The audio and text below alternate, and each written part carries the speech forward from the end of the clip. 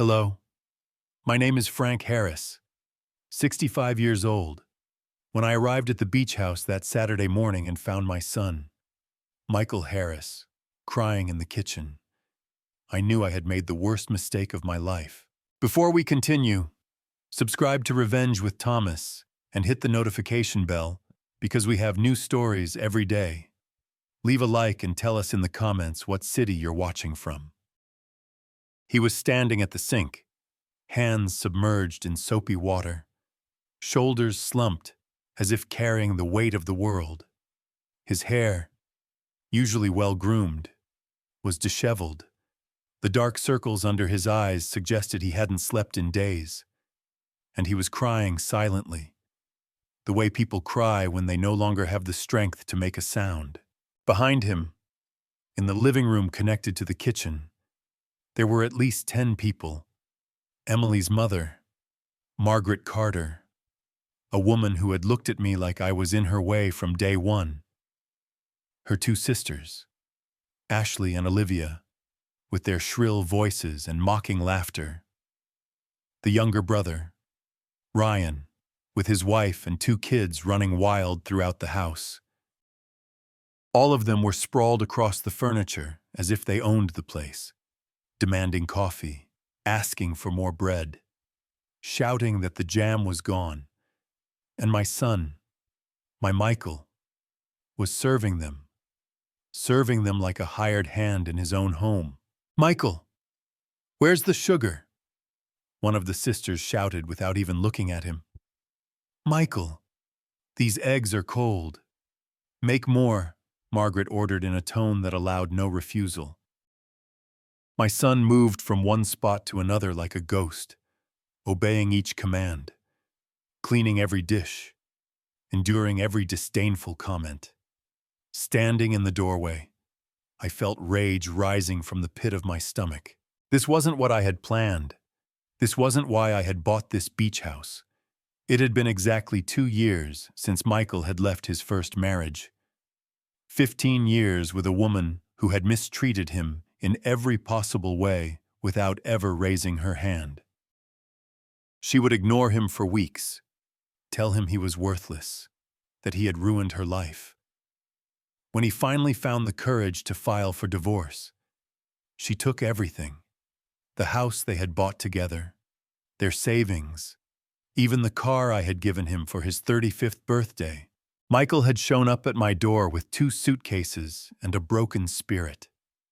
For months, I watched him wander through my living room like a zombie, not knowing what to do with his life, not knowing how to start over at 45.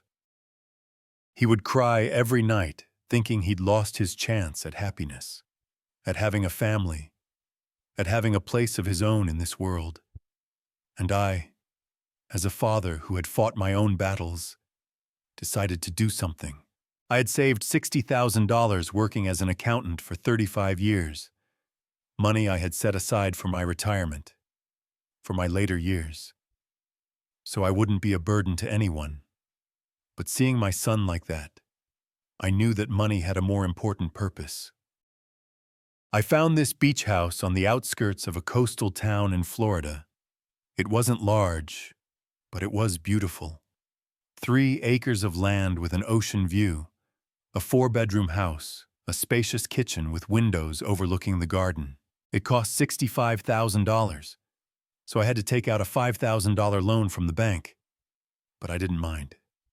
When I saw Michael's face the day I handed him the keys, I knew I had made the right decision. "This is mine, Dad," he asked, eyes filled with tears.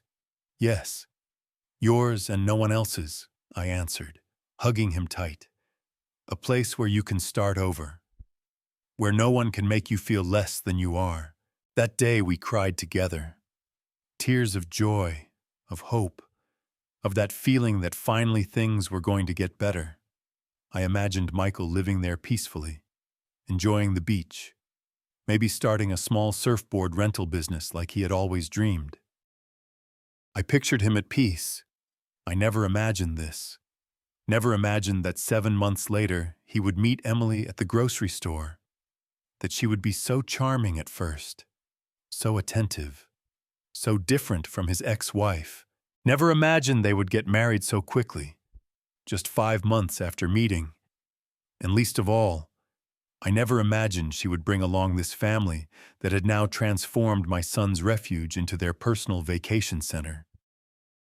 "John, what a surprise," Margaret said when she finally spotted me standing in the kitchen doorway. Her voice was sweet, but her eyes were cold as ice.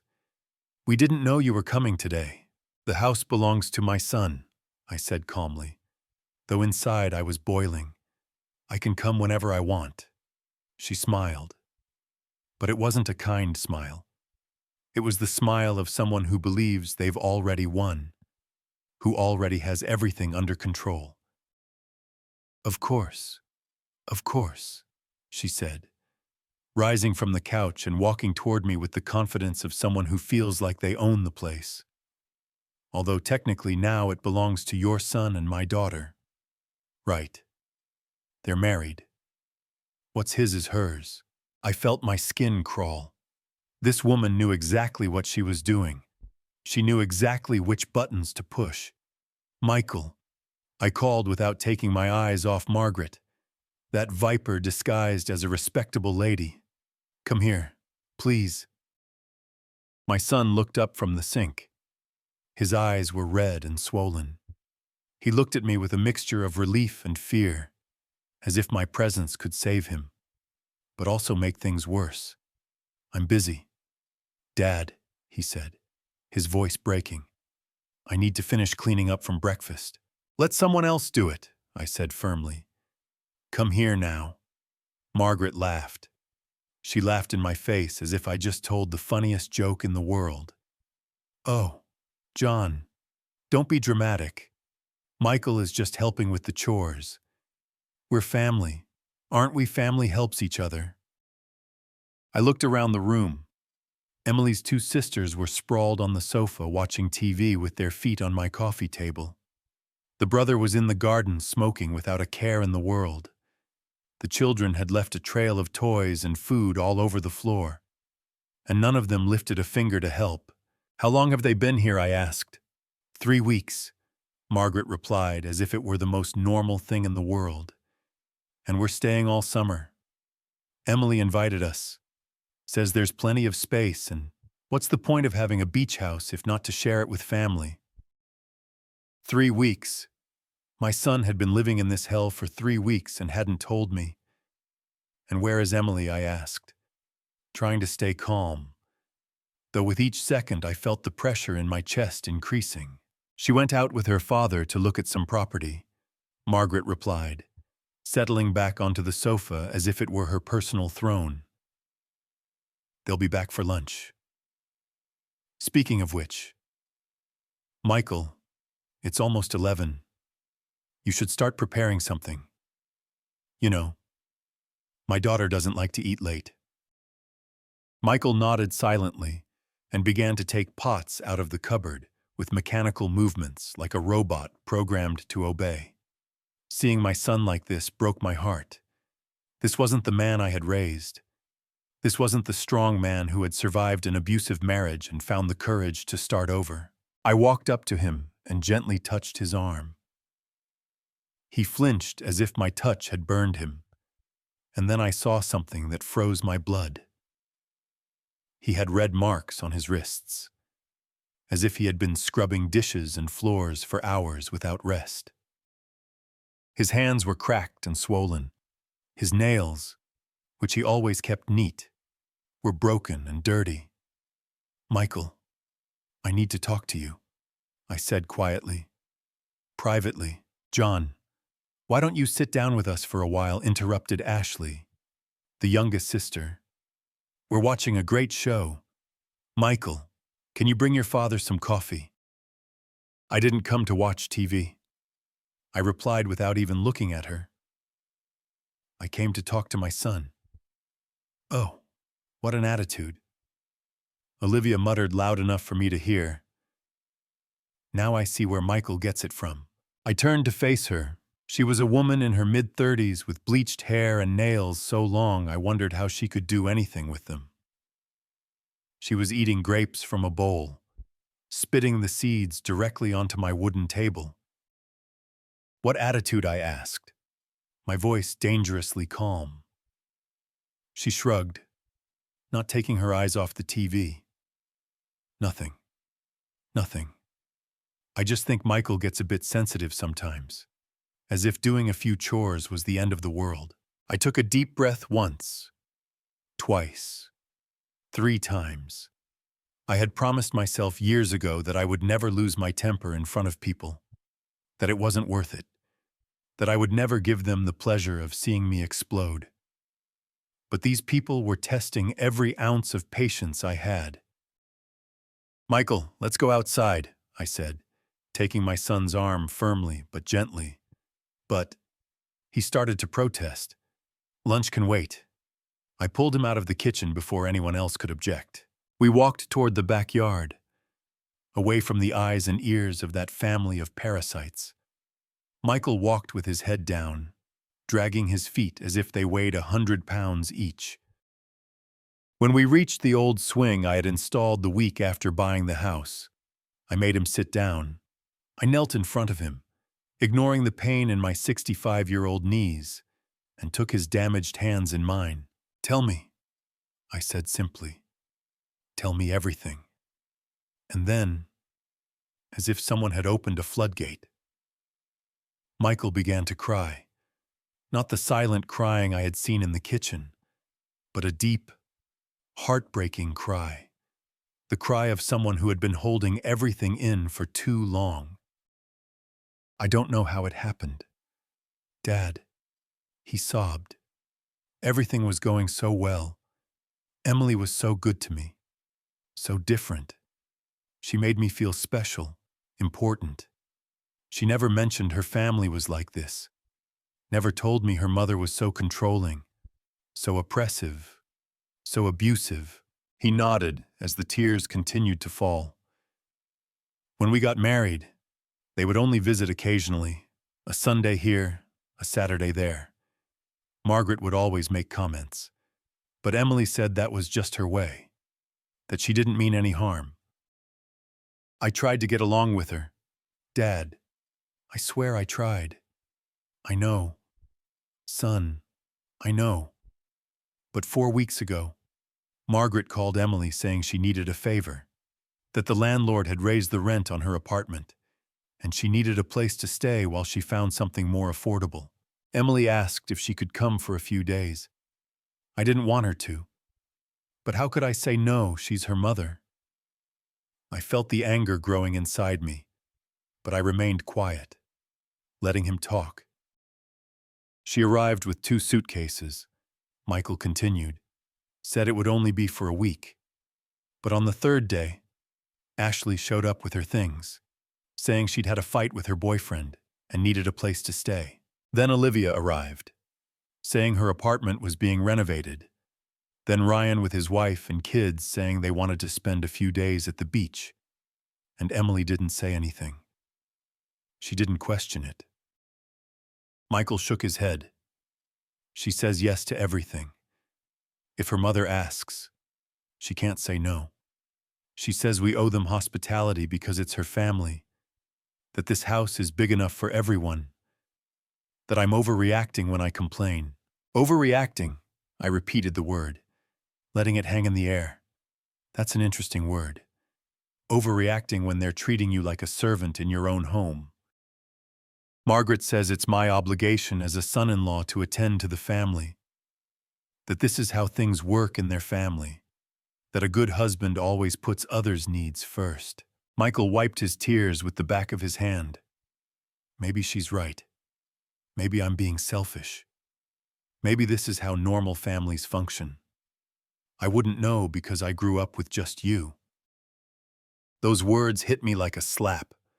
My son was doubting himself, his worth, his right to be treated with respect in his own home. And all because a manipulative woman had found a way to get inside his head. "Michael, look at me," I said, taking his face in my hands. "Look me in the eyes." He slowly raised his gaze, his brown eyes, so much like mine, were filled with pain and confusion. "None of this is normal," I said firmly. "None of this is right. A family doesn't use you. A family doesn't exploit you. A family doesn't make you feel like a stranger in your own home." But Emily says, "I don't care what Emily says," I interrupted. "This house doesn't belong to Emily. This house is yours. I put it in your name. Remember, only your name is on the deed." I made sure of that specifically, so no one could ever take it away from you. When I bought the beach house, I was very clear with my attorney, Robert Jenkins. I told him I wanted everything to be solely in Michael's name. I didn't even appear as a co-owner. I had learned from my own marriage 45 years ago that a person needs to have something that's completely theirs, something no one can touch, something that gives them security and power. "But we're married," Michael said quietly. "What's mine is hers." "No," I said firmly. "This house is personal property that you acquired before the marriage. Legally, it's only yours. And that means you decide who stays and who goes." I saw something change in my son's eyes, a small spark of hope, perhaps, or maybe of rebellion. "I can't kick them out, Dad," he whispered. "Emily would never forgive me." "And is she forgiving you for being unhappy? Is she forgiving you for crying in your own kitchen? Is she defending you from her family?" Silence. A silence that spoke louder than 1,000 words. "Where do you sleep?" "Michael," I asked suddenly, a question that had just crossed my mind. He lowered his eyes again. "On the small sofa in the den." "And your bedroom, Margaret said she needed a comfortable bed because of her back. And since the master bedroom has the newest mattress, I couldn't bear to hear any more."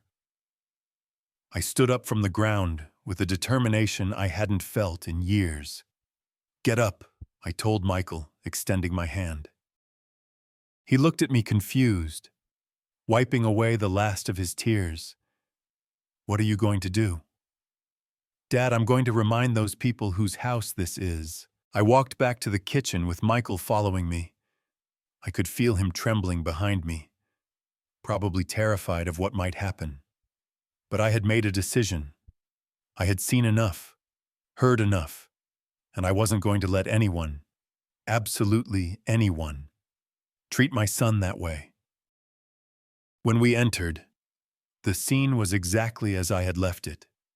Margaret on the sofa like a queen, the sisters lounging, watching TV, the children running and screaming unsupervised. The mess was worse than before. There was juice spilled on the floor, breadcrumbs everywhere, dirty dishes piling up on all available surfaces. "Michael, you're back," said Margaret, without even looking at him. "Perfect. I need you to make me some chamomile tea and make sure it's nice and hot this time. This morning's was lukewarm." I planted myself in front of the TV, completely blocking the screen. All eyes turned to me.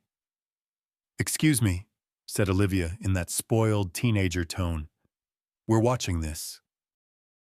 "Not anymore," I answered calmly but firmly. I found the remote control that was tossed between the sofa cushions and turned off the TV. "What do you think you're doing?"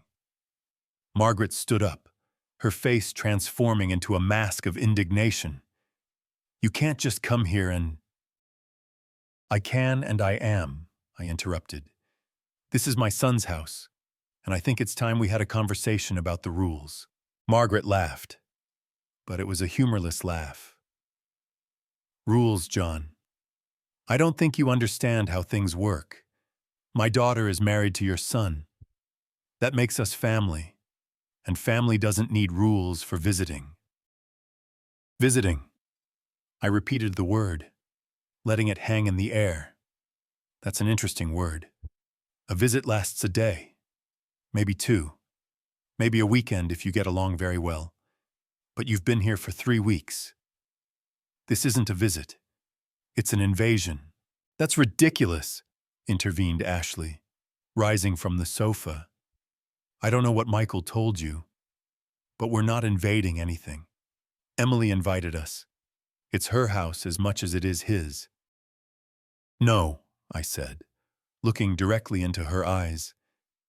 It's not. This house is solely in Michael's name. Emily has no legal right to this property. So, technically, she can't invite anyone without his permission. I saw the expressions change. Confusion, surprise, and then something that looked like fear in Margaret's eyes. That can't be true, she said slowly. Emily told us the house was both of theirs. Emily lied to you or simply assumed something that isn't true. I turned to Michael, who was standing at the kitchen entrance with wide eyes. Michael, tell your mother-in-law who this house belongs to. He swallowed hard. Looking between his mother-in-law and me, I could see the internal battle on his face, the fear of confronting this woman who had dominated him for weeks. But then something changed. I saw his shoulders straighten a little, his chin lift just an inch. It's mine, he said with a trembling but audible voice. My father gave it to me before I met Emily. It's only in my name. The silence that followed was dense, heavy. Margaret looked at the two of us, as if recalculating the whole situation. I could see the wheels turning in her head, looking for a new strategy, a new way to manipulate the situation to her advantage. Well, she finally said with a forced smile, that doesn't change anything, does it? Michael, you want us to stay, don't you?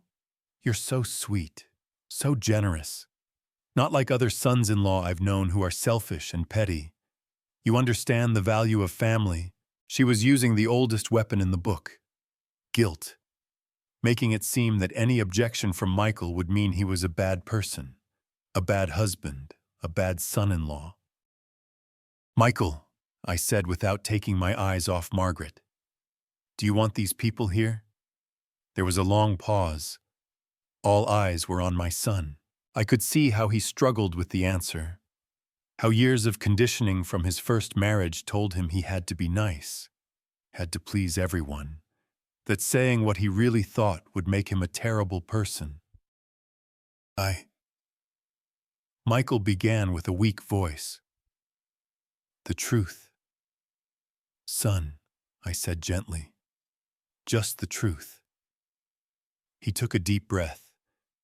And when he spoke, his voice was stronger. No, I don't want them to stay here. Margaret gasped as if she had been slapped. Ashley and Olivia looked at each other with shocked expressions. Even the children stopped running for a moment. You can't be serious, said Margaret.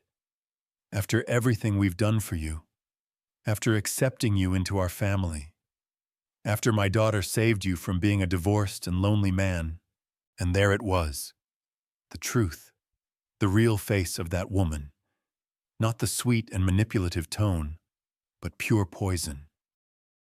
Saved, I repeated, feeling the anger finally finding my voice. Your daughter didn't save anyone. Michael didn't need saving. He had his own house, his own life. If anyone benefited from this marriage, it was her. How dare you, Margaret took a step toward me, her eyes blazing. My daughter is a good woman. She works hard. She's the one who pays the bills in this house. What bills? I asked. The electricity, the water, because I imagine with 10 people living here, those bills must be pretty high lately.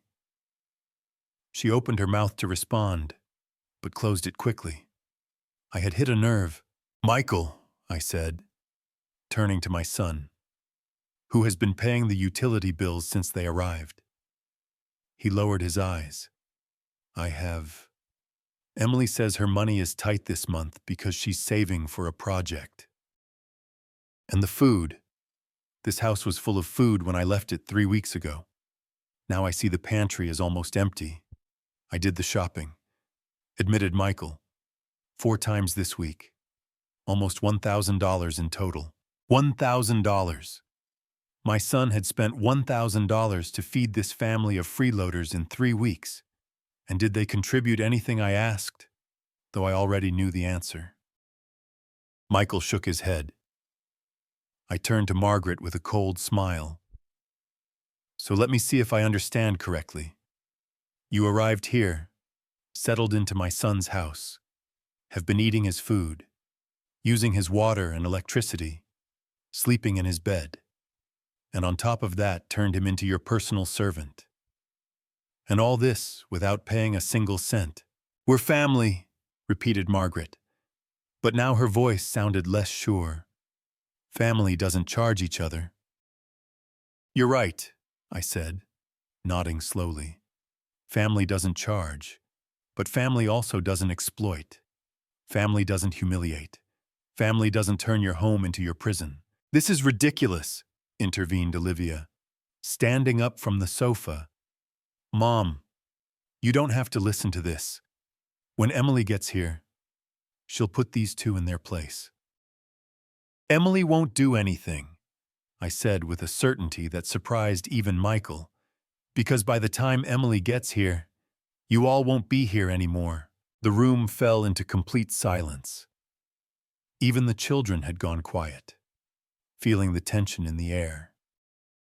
What did you say? Margaret asked slowly. Dangerously. You heard me. It's time for you to pack your bags and leave. All of you. Margaret looked at me as if I had gone mad. Then she let out a dry, humorless laugh full of contempt. You can't throw us out, she said, crossing her arms. This isn't your house. John, it's your son's and my daughter's. And as far as I know, my daughter has as much right to be here as anyone. Your daughter can stay if Michael decides, I replied, but you're not welcome. And who's going to make us leave? Asked Olivia with a mocking smile. You, a 65-year-old man, please. I approached her slowly, looking directly into her eyes. She was taller than me, younger. She probably thought that gave her some kind of advantage. But I had lived 65 years in this world. I had raised a son alone after my wife died when Michael was only 5. I had worked in offices full of men who thought they could intimidate me. I had survived losses, betrayals, and pain that this spoiled girl couldn't even imagine. Be careful about underestimating older men, I said in a low, firm voice. We've survived too much to be afraid of people like you. Olivia took a step back, her smile faltering. Michael, said Margaret, completely ignoring me and turning to my son. You're not going to allow this, are you? You're not going to let your father come here and cause problems in your marriage. Think of Emily. Think of what she'll feel when she finds out you kicked her family out. And there was the manipulation again, the emotional blackmail, the way to make Michael doubt himself, to make him feel guilty for wanting peace in his own home. I saw Michael open his mouth, probably to give in, to apologize, to say everything was fine. But before he could speak, I stepped in. Emily can feel however she wants, I said, but she'll have to understand that her husband deserves respect in his own house. And if she can't understand that, then maybe she needs to ask herself what kind of woman she is. Are you trying to destroy their marriage? Accused Margaret, her voice rising in volume. Is that what you're doing? You never liked that your son found someone. You always wanted to keep him dependent on you. That accusation was so absurd it almost made me laugh. I, who had spent my life savings to give my son independence, who had worked 2 shifts for years to ensure he never lacked anything. I, who had prayed every night that he would find someone who would truly make him happy. I won't dignify that with an answer. I said simply, you have 45 minutes to pack your things and leave this property. 45 minutes, shouted Ashley. You're crazy.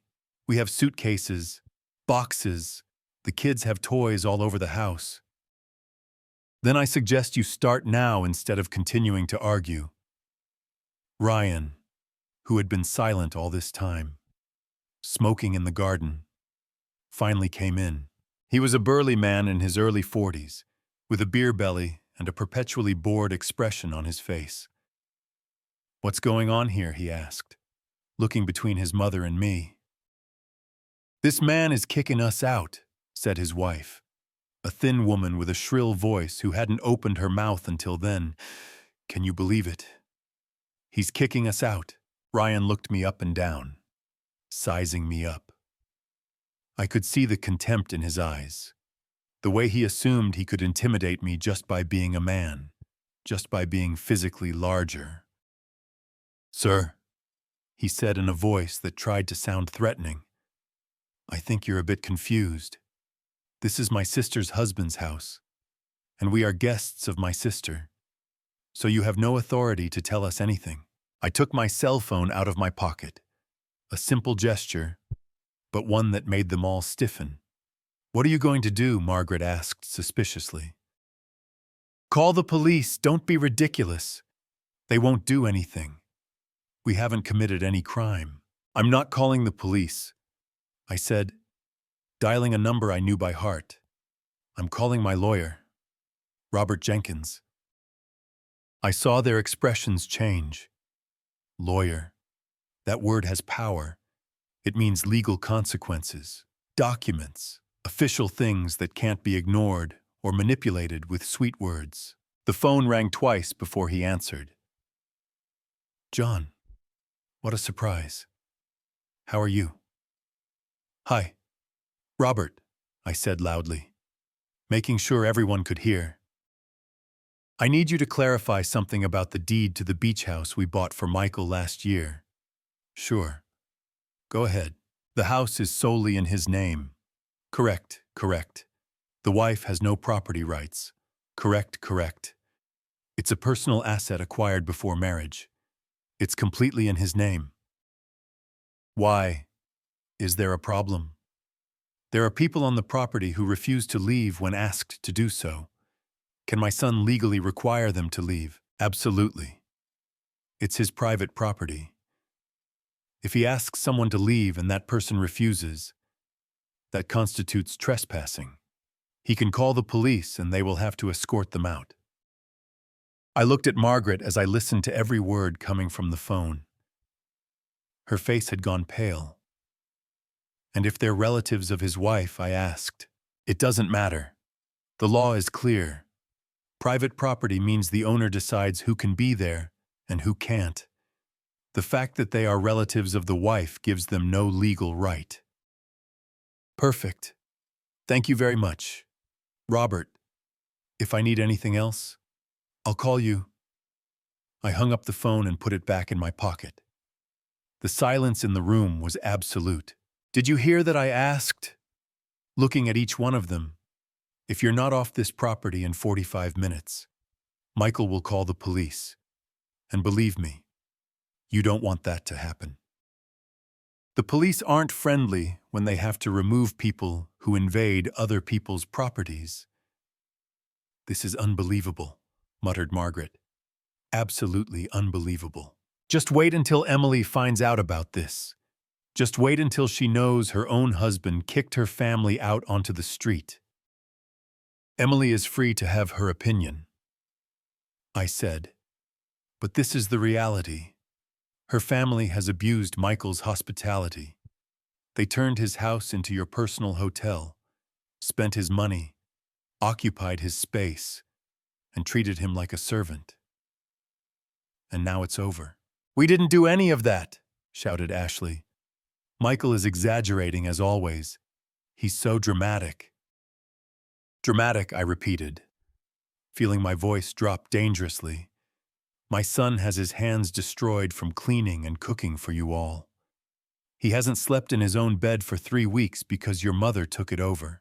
He spent $1,000 on food that you all devoured without contributing a penny, and you call him dramatic." Olivia opened her mouth to respond, but nothing came out because she knew it was true.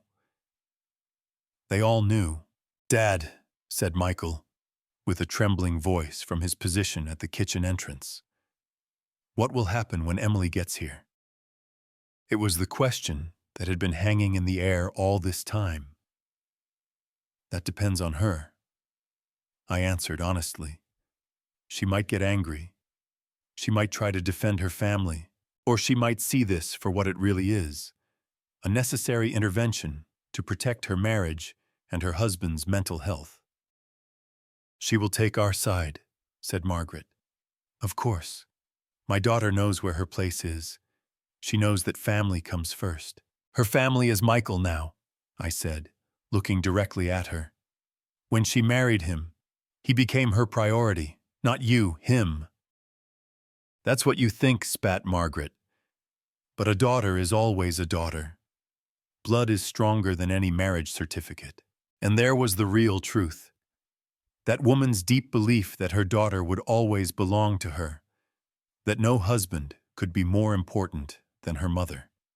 It was a battle that Michael could never win, not as long as Emily remained trapped in her mother's manipulation.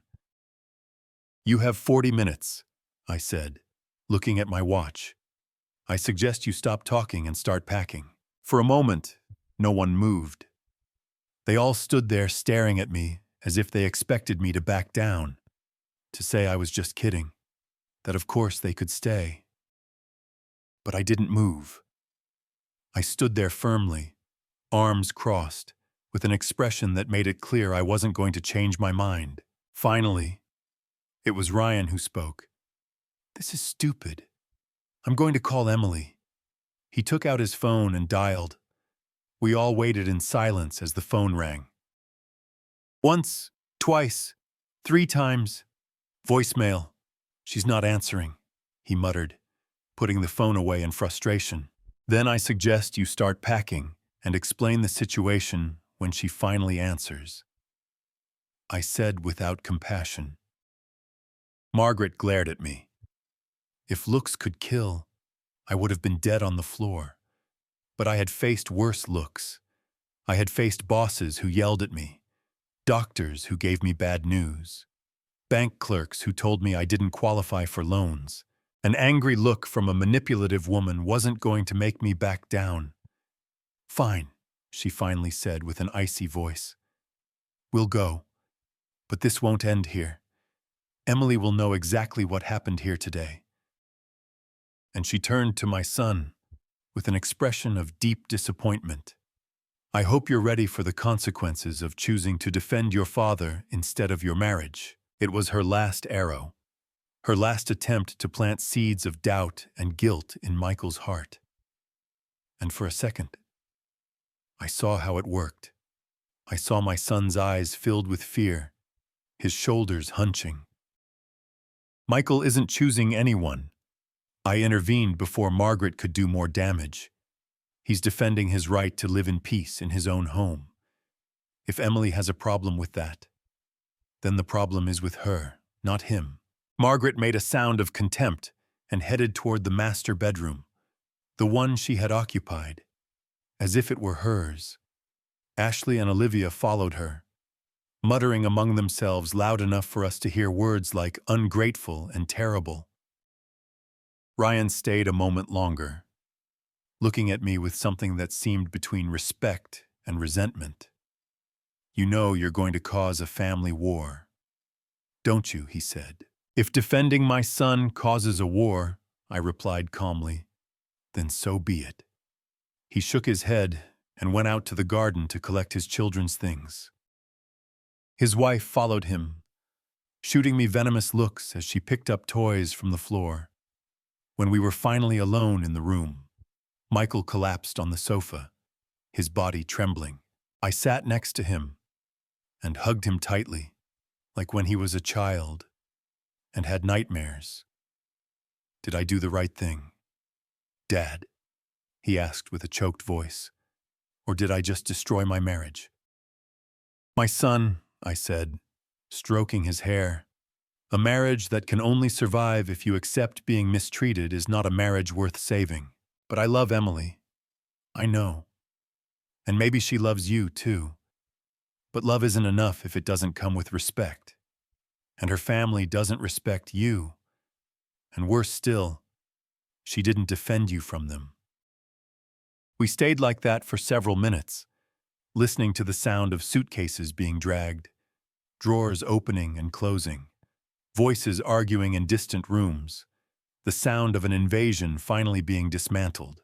"I'm afraid," admitted Michael, "afraid that Emily will leave me, that I'll be alone again, that I'll have failed at another marriage."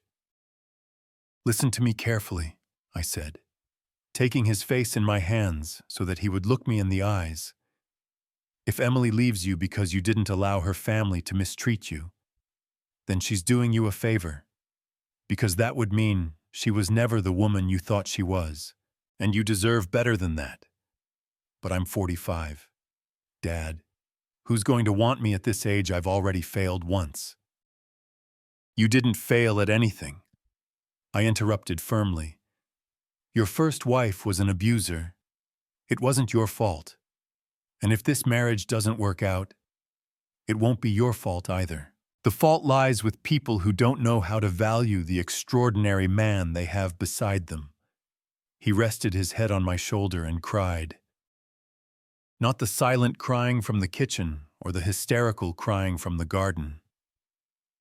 This was a crying of relief, of liberation, of years of holding in emotions because he had to be strong, because he had to keep the peace, because he had to be the good husband, the good son-in-law, the good man. Half an hour later, we heard the sound of vehicles arriving. My heart beat a little faster. Emily had arrived. Michael immediately stiffened next to me, quickly wiping away his tears.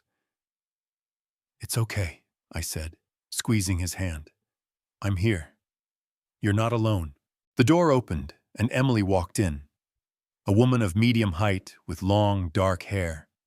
Behind her came her father, an older, quiet man who rarely said anything at family gatherings. "What's going on here?" Emily asked, looking at the suitcases piled up in the living room. "Why is everyone packing? Are you going somewhere?" Margaret burst out of the bedroom like a storm, her face red with fury. "Emily, thank God you're here. Your father-in-law has lost his mind. He's kicking us out of the house." Emily looked at me in confusion, then at Michael. What is she talking about?" "Michael, Emily, Michael began, his voice trembling, but I stood up and spoke for him. "I asked your family to leave this property because they've been abusing Michael's hospitality for the past 3 weeks." Abusing, Emily repeated as if the word made no sense. "They're my family. I told them they could stay as long as they needed." "This isn't your house to extend those invitations," I said calmly but firmly. "What do you mean it's not my house?" Her voice rose. "I'm Michael's wife. I live here. Of course, it's my house." "Living in a house doesn't legally make it yours," I explained. "This property is solely in Michael's name. It's a personal asset he acquired before marrying you. You have no legal ownership rights to this beach house." I watched her face change as she processed this information that she clearly didn't know or had chosen to ignore. That doesn't matter. We're married. What's his is mine." "Not in this case," I said, shaking my head. "And even if it were legally shared, which it isn't, you still wouldn't have the right to invite people who mistreat your husband in his own home." "Mistreat?" Emily turned to her mother. "What is he saying? Did you mistreat Michael?" Margaret put on her best innocent victim face. "Of course not, sweetheart. We've been nothing but kind to Michael. He's exaggerating as usual. You know how he is." "How I am?" Michael asked, standing up from the sofa. His voice was stronger now. "How am I? Emily, tell me, how am I?" She stood silent, clearly uncomfortable being caught between her mother and her husband. Am I exaggerating when I cry because your mother sleeps in our bed while I sleep on the couch? Michael continued, his voice trembling but firm. Am I exaggerating when I spend all my money feeding your family while you save for a project? Am I exaggerating when I get up at 5 a.m. to prepare breakfast for 10 people and go to bed at 11 p.m. after cleaning up everyone's mess? Michael, you're being dramatic, said Emily, but her voice sounded less convinced. No, said Michael, taking a step toward her. I'm not being dramatic. I'm exhausted. I'm hurt. I'm tired of you ignoring me when I tell you your family is hurting me. Emily opened her mouth to respond, but couldn't find the words. I watched her look at her mother, then at Michael, then at me. She was searching for a way out, a way to resolve this without having to take sides, but that option no longer existed. Emily, said Margaret in that soft, manipulative voice, your husband is letting his father come here and destroy our family. Are you going to allow that? Are you going to let a stranger separate us? I am not a stranger, I said coldly. I am the man who bought this house for my son, the man who is protecting my son from abuse. And if you see that as something negative, then the problem is with you. No one is abusing anyone, insisted Margaret. We are family. Families live together, help each other, share spaces. And what have you shared? Asked Michael, his voice now stronger, more confident.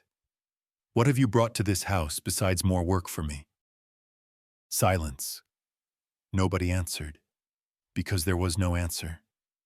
I'm asking, continued Michael, looking at each member of the Carter family. How much money did you contribute for food, for electricity, for water that you use in your 40-minute showers, for gas you use when you leave the stove on all morning? I didn't know you were keeping accounts, Olivia muttered sarcastically. I don't keep accounts, Michael replied. But when you spend $1,000 in 3 weeks on food for people who don't even thank you, you start to take note. Emily went pale. $1,000, yes. Emily, $1,000 of my money because you said you were tight this month.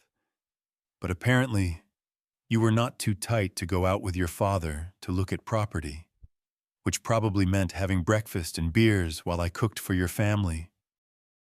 I saw something break in Emily's expression, a small crack in the facade that everything was fine. Michael, I didn't know you felt this way, she said in a softer voice. I told you, he replied, and now there were tears in his eyes. But there was also fire. I told you 3 times. The first time you told me not to exaggerate. The second time you told me your mother was just trying to help. The third time you got angry with me and said I was the one with the problem, not your family. Honey, interrupted Margaret, don't let him manipulate you. He's using tears to make you feel guilty. Enough! Emily shouted suddenly, surprising everyone. That's enough. Mom. Margaret stepped back as if she'd been struck. She clearly wasn't used to her daughter speaking to her like that. Did you know Michael hasn't slept in our bed since you arrived? Emily asked her mother, her voice trembling with contained emotion. Did you know he's been sleeping on the couch? Did you care enough to ask if he was comfortable? I have back problems, Margaret stammered. I need a firm mattress. I thought Michael would understand. And why didn't you sleep in one of the guest rooms? Why did you have to take our bedroom? Margaret had no answer for that, because the truth was obvious. She had taken the master bedroom because she could, because no one had stopped her, because she wanted to establish dominance over the territory. Emily ran her hands over her face, taking a deep breath. When she spoke again, her voice sounded tired, defeated. Mom, I think you should leave.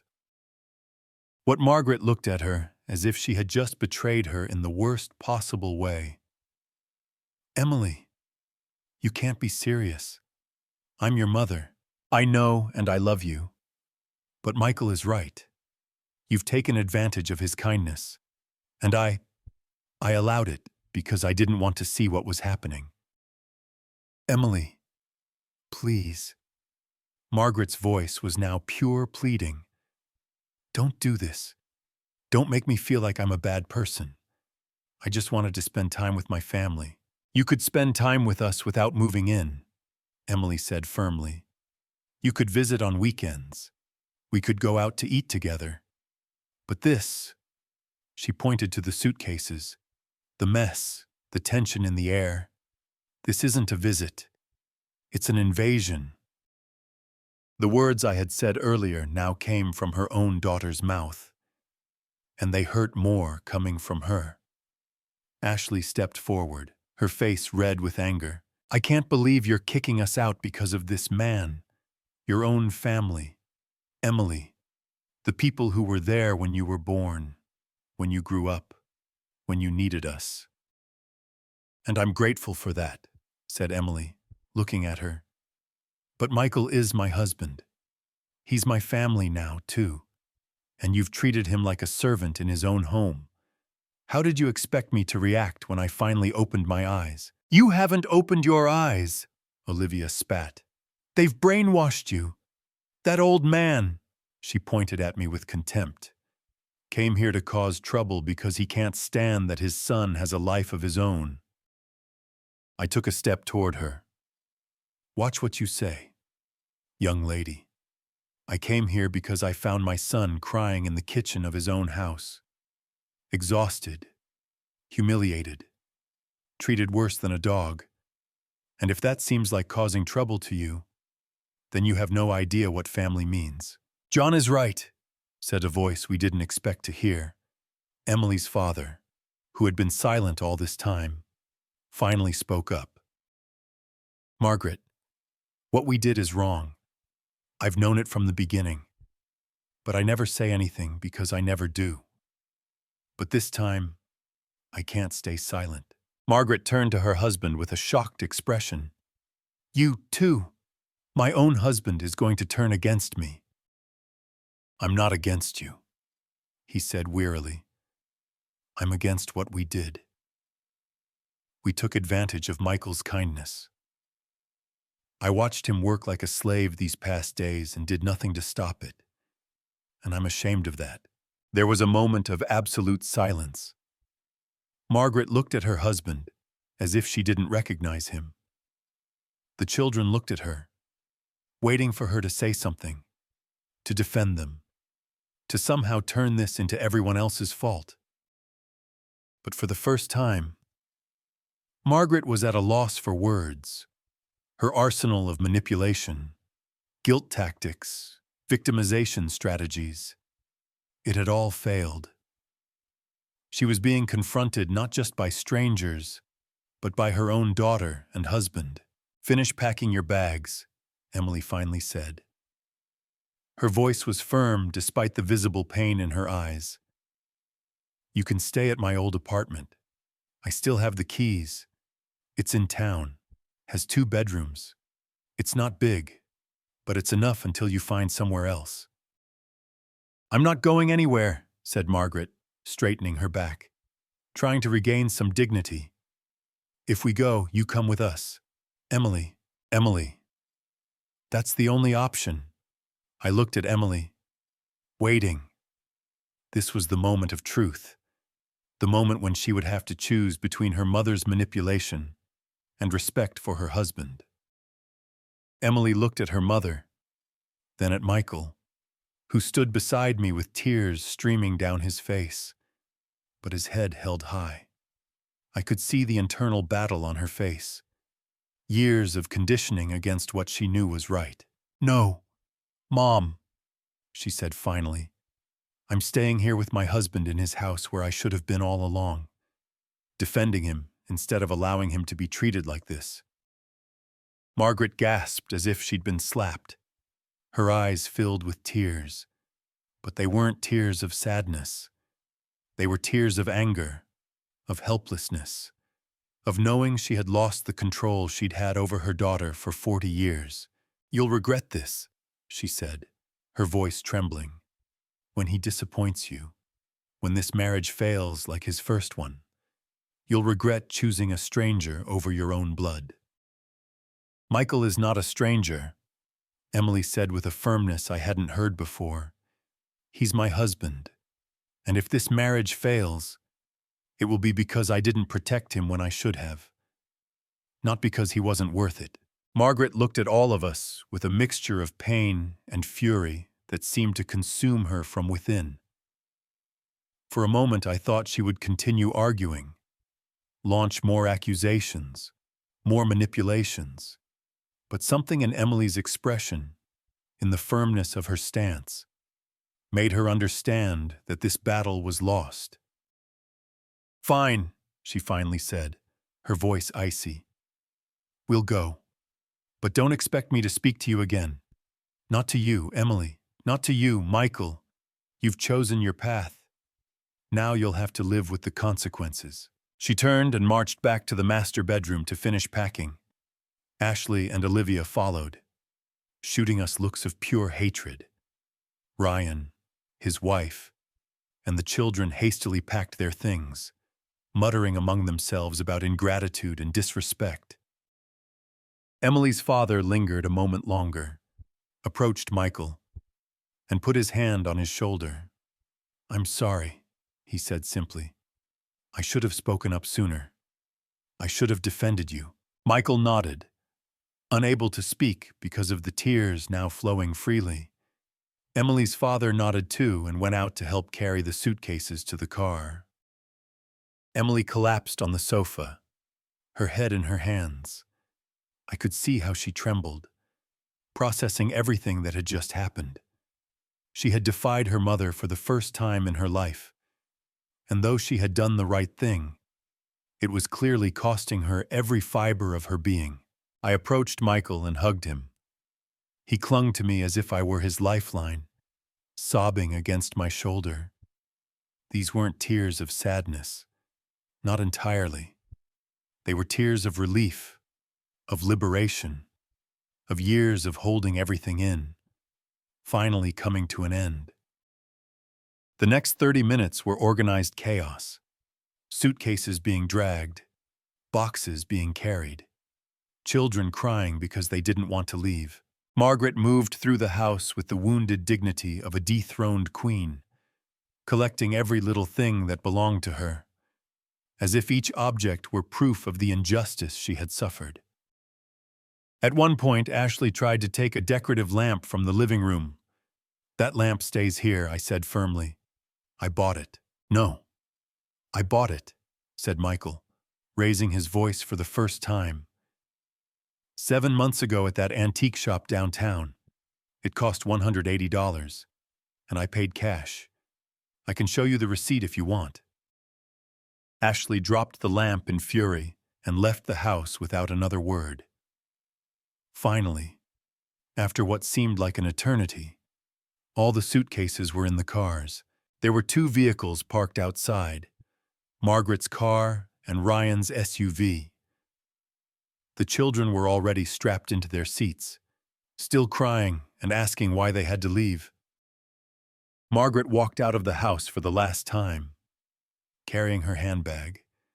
She stopped at the doorway, looking at the 3 of us with an expression that tried to be contemptuous, but couldn't completely hide the pain.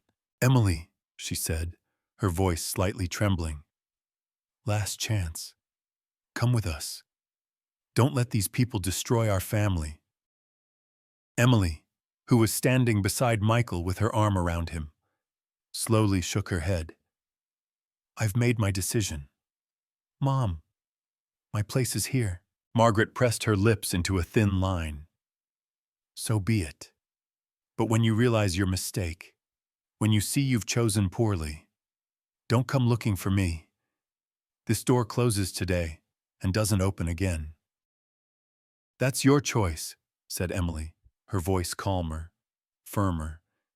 "I'm just choosing my husband. You're the one turning this into a war."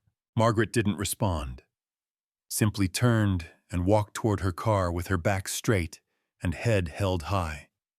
Ashley and Olivia got into the car with her. Ryan, his wife, and the children got into the SUV. Emily's father was the last to enter, giving us one final apologetic look before closing the car door. The engine started. The cars began to move slowly along the sandy road toward the gate. Emily, Michael, and I stood on the porch watching them drive away. No one spoke. We just listened to the crunch of tires on sand, the sound of engines fading, and then silence when they finally disappeared from view. Emily was the first to move. She turned to Michael and hugged him tightly, sobbing against his chest. He hugged her back, his own tears finally falling. "I'm sorry," Emily whispered repeatedly. "I'm so sorry. Michael, I should have listened to you. I should have defended you from the beginning. I'm sorry." He couldn't answer, just cried and clung to her as if afraid she might leave, too. I left them to have their moment. I stood on the porch, looking at the empty road, feeling the weight of everything that had just happened. I didn't feel victorious or happy, just tired, relieved, and hopeful that maybe, just maybe, this would mark a new beginning for my son. After several minutes, I approached them and put my hand on Michael's shoulder. "Are you two okay?" I asked gently. Michael nodded, wiping his face. "Yes, Dad. I think so." Emily looked at me with red eyes. "John, I don't know what to say. You were right about everything, and I was a coward. I allowed my family to treat Michael this way." "You weren't a coward," I said honestly. "You were caught between two loyalties. That's not easy for anyone. The important thing is that you finally made the right decision. Do you think I did the right thing?" She asked, her voice uncertain.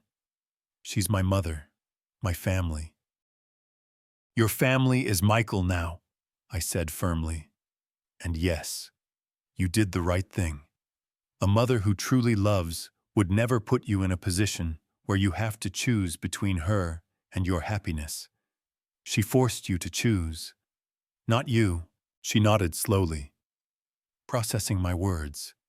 "It will take time," she said, "to reconcile myself with all of this, with what happened." "I know," I said, "and that's okay. Take all the time you need. But meanwhile, take care of your husband.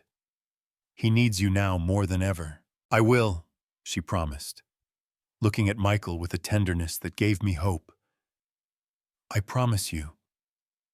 Michael, I'll never let anyone treat you like this again.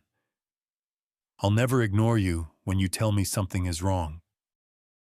Michael looked into her eyes. "Really, really," she said, taking his face in her hands. "You're the most important thing in my life, and I should have shown that from the beginning." They kissed, a kiss full of apologies and promises. And I, feeling that my work there was done, began walking toward my truck. "You're leaving already?" Dad asked Michael, separating from Emily. "You need time alone," I said. "To talk, to heal, to start over." "But you'll come tomorrow?" he asked in a low voice, still needing my presence, my support. "I'll come whenever you need me," I said with a smile. "But for now, this is your house, your space, your life, and you need to live it without your father watching your every step." He nodded in understanding, but I saw the glint of tears in his eyes. "Thank you, Dad, for everything, for defending me, for not letting me lose myself." "I'll never let you lose yourself," I said, hugging him one last time. "That's what fathers do. We are there in the darkest moments, reminding our children who they really are.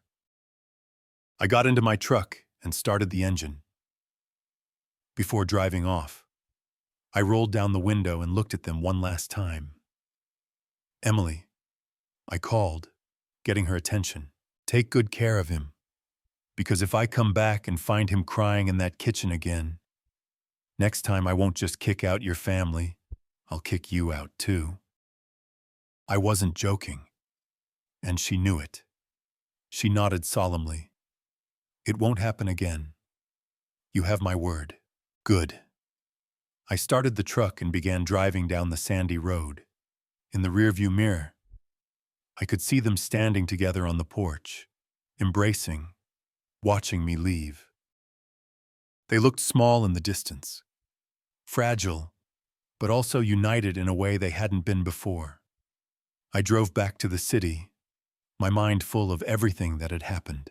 My hands trembled slightly on the steering wheel, not from fear, but from the adrenaline still running through my veins. I had confronted Margaret and her entire family. I had defended my son in a way I never thought I would have to again. And though I felt exhausted, I also felt alive in a way I hadn't experienced in years. When I reached my apartment in the city, it was almost night. The streetlights were beginning to come on, and I could hear the familiar sounds of traffic, neighbors' voices, the urban life that had been my home for so long. I made myself some chamomile tea and sat in my favorite armchair, the one I had bought 25 years ago that knew every curve of my tired body. My phone rang. It was Michael. Dad. His voice sounded different, lighter, freer. Did you make it home safely? Yes. Son, I'm home having tea. Emily and I have been talking, he said. Really talking for the first time in weeks. She apologized for everything, for not listening to me, for not defending me, for letting her family treat me this way. And what did you tell her? I told her I forgave her, but that things had to change, that if we were going to continue together, I needed to know she would be on my side when it mattered, that I couldn't feel alone in my own marriage again. And what did she say? She cried. Dad really cried. Said she felt ashamed of herself, of how she let things get so far, that she had been so programmed to obey her mother that she didn't realize she was betraying her husband in the process. I felt my chest lighten a bit. Maybe Emily had truly learned something from all this. Maybe this marriage had a chance after all. I'm happy for you, son. We're going to clean the house together, Michael continued. The whole house. Change the sheets. Wash everything they touched. Rearrange the spaces. Emily says she wants the house to feel like ours again, not a reminder of what happened. That's a good idea, I said. Sometimes we need to physically clean a space to be able to heal emotionally. Dad. His voice grew softer, more vulnerable. Do you think I'm a bad person for kicking out Emily's family? No, I answered without hesitation. You're a man who finally stood up for his right to live with dignity in his own home. That doesn't make you a bad person. That makes you strong. Her mother said terrible things before she left. Said I had destroyed their family, that I was manipulative, that Emily would regret choosing me. Those are the words of a woman who lost control, I said firmly. It has nothing to do with you and everything to do with her. Margaret is used to manipulating her daughter, to having power over her. When you and I confronted her, that power disappeared, and it terrifies her. Do you think Emily can ever forgive me? I mean, if her relationship with her mother is ruined because of this? Michael, I interrupted him. Listen carefully. You didn't ruin anything. Margaret ruined her own relationship with her daughter by putting her in an impossible position. A good mother wants to see her child happy, even if it means taking a step back. She didn't do that. She chose control instead of love. These are the consequences of her actions, not yours. I heard him breathing on the other end of the line, processing my words. Thank you, Dad, for coming today, for not leaving me alone. I'll never leave you alone, I promised. But now I need you to be strong, to stand firm in your boundaries because Margaret will try to come back. She'll call Emily, play the victim, try to manipulate her into feeling guilty. And when that happens, you two need to stand united. We will, said Michael, with a determination that filled me with pride. Emily promised me she won't let her mother manipulate her again. Says she's going to establish clear boundaries. They can see each other, but in neutral places and for short periods, never staying with us again, never surprise invasions. That sounds fair, I said. Emily has the right to have a relationship with her mother if she wishes, but that relationship can't cost your peace of mind. We talked for almost another hour. He told me how they had found things hidden all over the house, belongings of the Carter family, left intentionally to have an excuse to come back. Margaret's scarf in the closet, children's toys under the sofa, Ashley's toothbrush still in the bathroom. I'm going to pack everything up and send it to her, said Michael. I don't want anything of theirs here.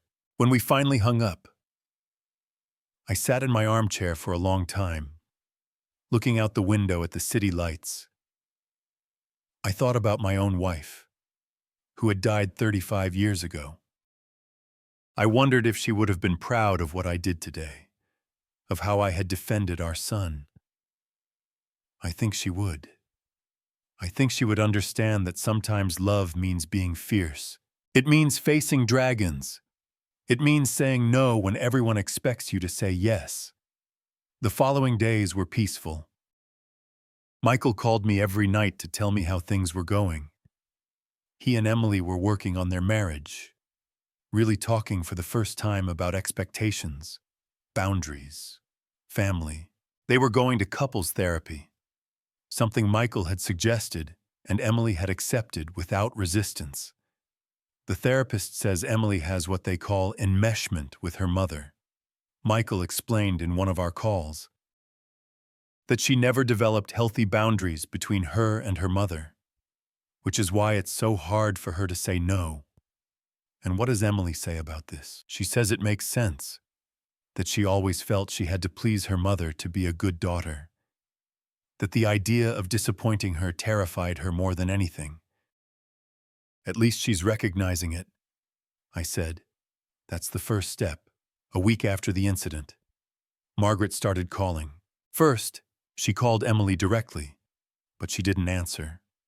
Then she started sending text messages, each one more manipulative than the last. Emily read some to me. Your father is sick at heart because of you. I can't sleep thinking about how my own daughter betrayed me. I hope you're happy knowing you destroyed your mother. How is Emily responding? I asked. She's not, said Michael with satisfaction.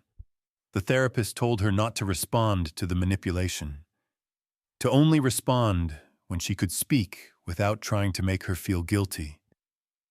So far, she hasn't been able to. Good, I said. Maintaining boundaries is the hardest part, especially at the beginning. But it gets easier with time. 2 weeks later, I received my own phone call from Margaret. It was late at night, almost 10.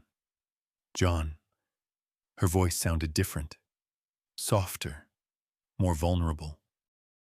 I need to talk to you about what I asked cautiously, about what happened, about my daughter, about everything.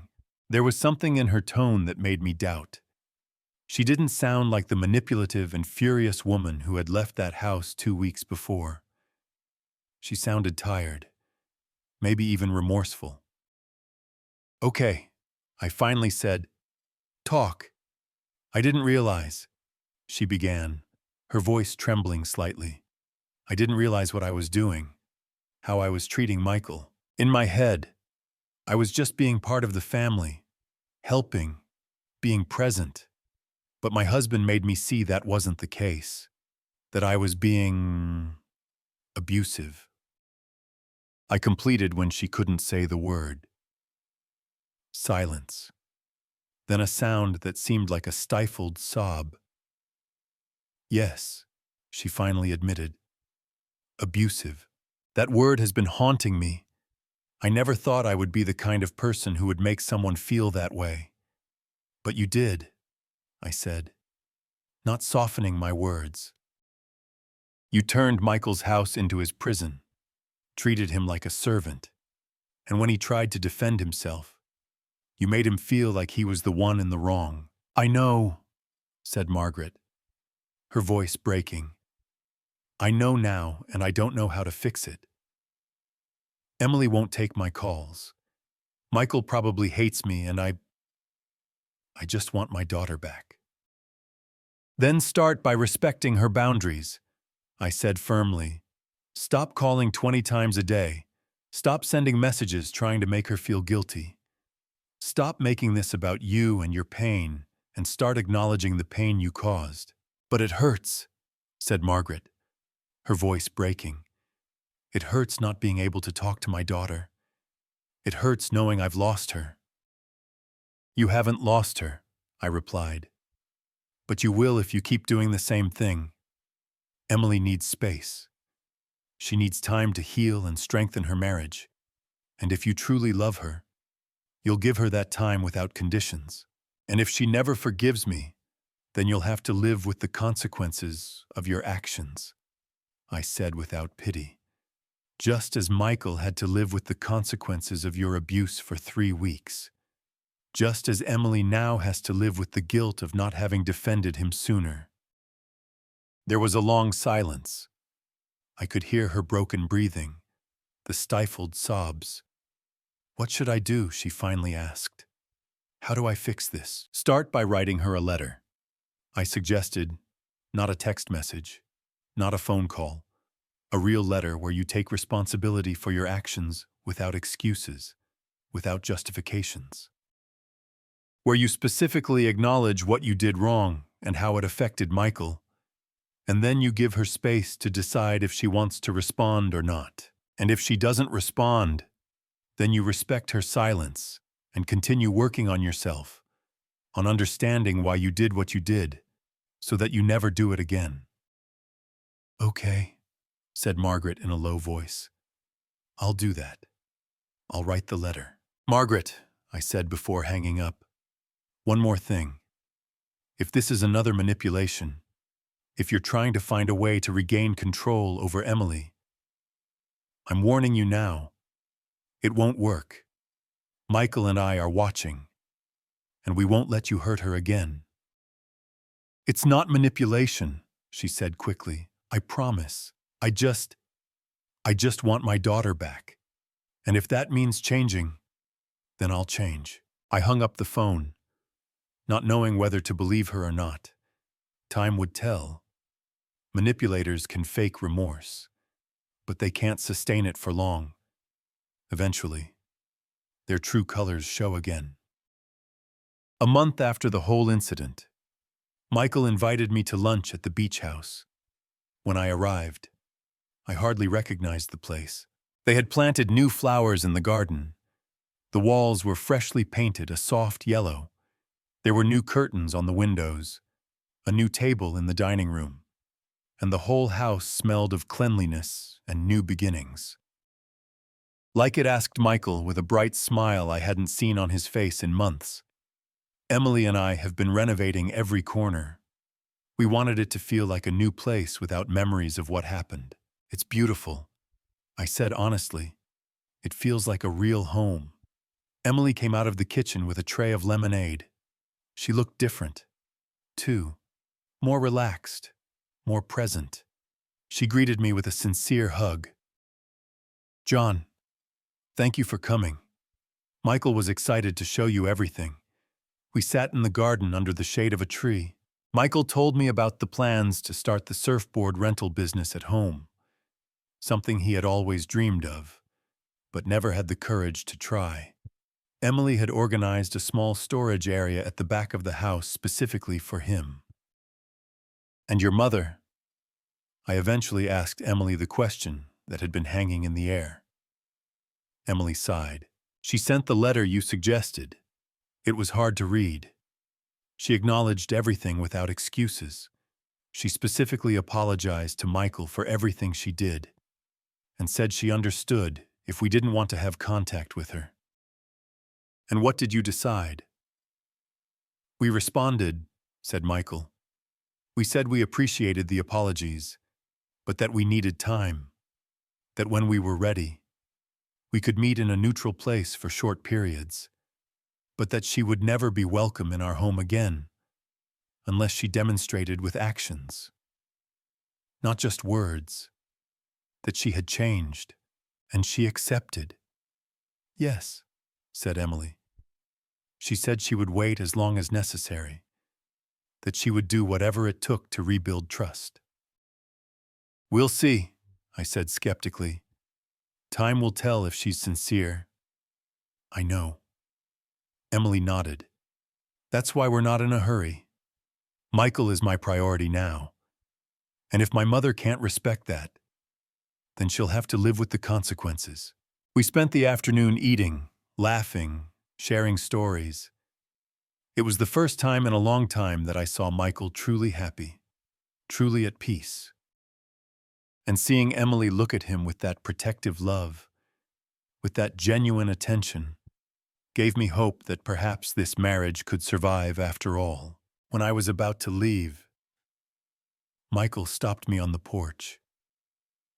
"Dad," he said, taking my hands in his, "I never properly thanked you for what you did, for coming that day, for defending me when I couldn't defend myself." "You don't need to thank me," I said. "That's what fathers do. Not all fathers do that." He insisted. Many men your age would have stayed quiet. They would have said it wasn't their problem, that married children should solve their own conflicts. But you came, faced an entire family for me, risked Emily leaving me, risked making things worse. But you did it anyway because you knew it was right. I felt tears stinging my eyes. "You're my son," I said simply, "and no one, absolutely no one, has the right to treat you the way they treated you. If I hadn't stepped in, if I had left you in that situation, I would never have forgiven myself." We hugged tightly, father and son. Survivors of different storms, but united by an unshakable love. "I love you, Dad," Michael whispered.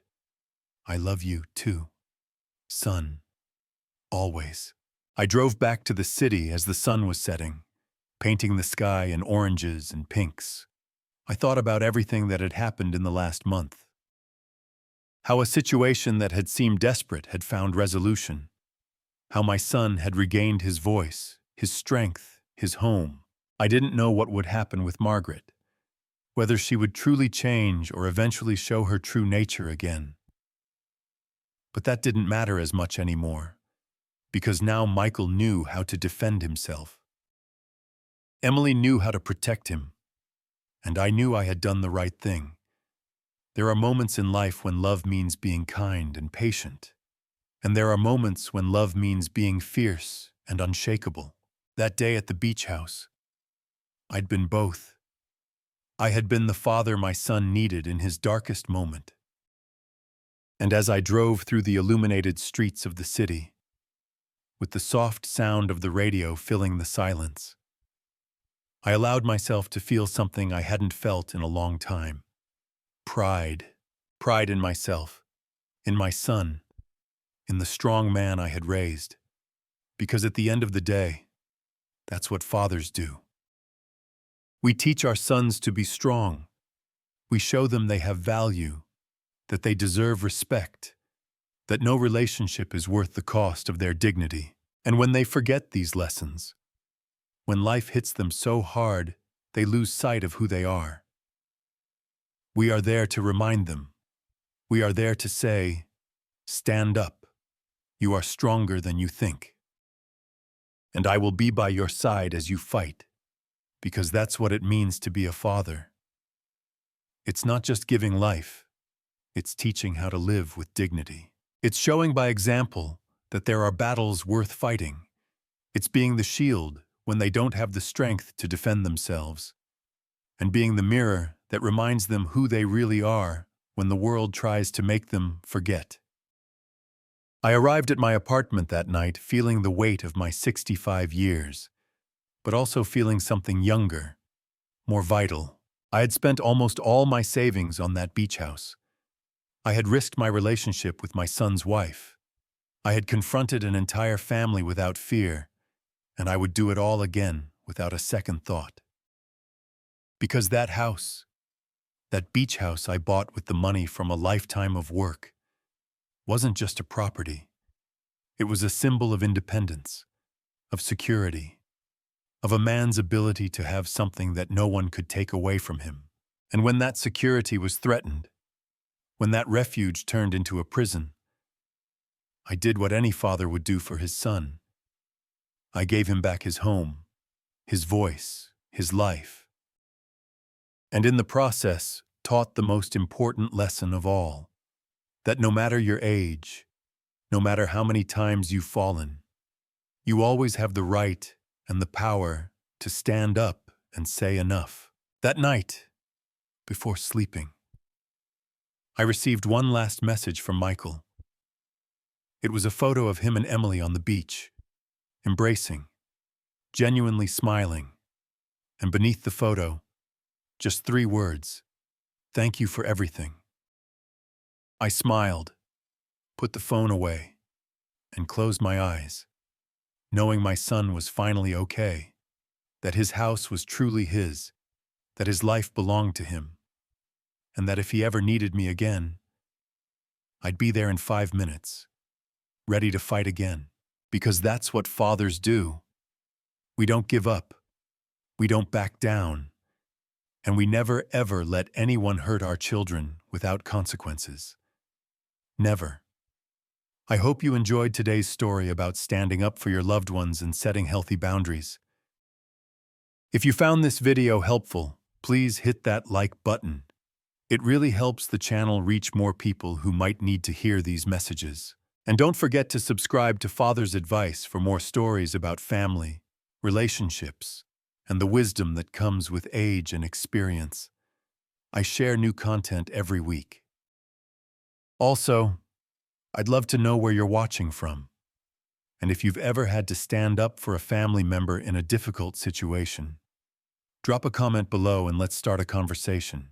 Thanks for watching, and remember, it's never too late to protect those you love and to teach them to protect themselves.